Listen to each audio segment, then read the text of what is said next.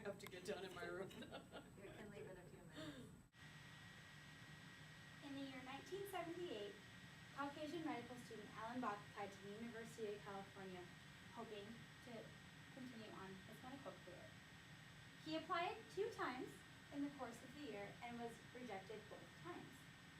Regents of the University of California versus Alan Bach is a very famous Supreme Court case which many of you have known about.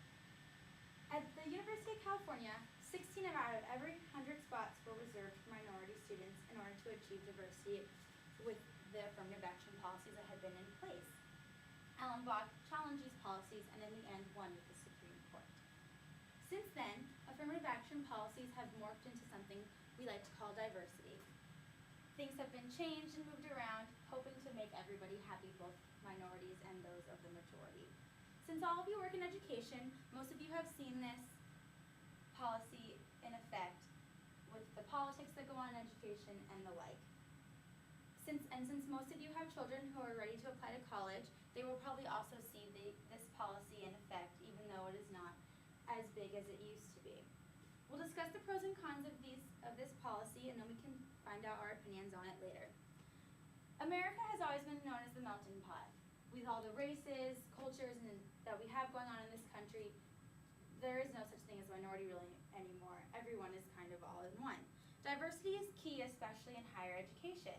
You want your student to be in an area that they can learn about different cultures instead of the ones they have just grown up with. Affirmative action was first used in March 1961 during the Kennedy administration after the Civil Rights Movement, when it was used and applied to employment, that employers could not judge a person on their race or color or anything like that. You've also probably heard it with women as well. Theodore Shaw, the Associate Director of the NAACP Legal Defense and Education Fund, makes it very clear that affirmative action is legal and institutions can pursue diversity as long as it's done the right way.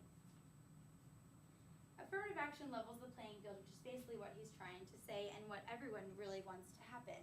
Some stereotypes will never break, like whites are more capable than the blacks and things like that. That is something that the proponents of affirmative action go for. They want to make sure that everyone is getting a fair chance, especially in this wonderful country. That's something America strives for. America's job needs to be to weaken the hold that minorities have over them. Achieving diversity is going to be the most important thing. We need to give minorities a greater opportunity, which will allow them to achieve in order to suppress the past that they have had to endure. The job of ending this discrimination in this country is not over, said Bill Clinton in his 1995 Mend It, Don't End It speech when he talked about affirmative action. Some of the cons, though, that people bring up about affirmative action is that it promotes reverse discrimination. So instead of discriminating against the blacks, we are now discriminating against the whites, which were the majority at this time.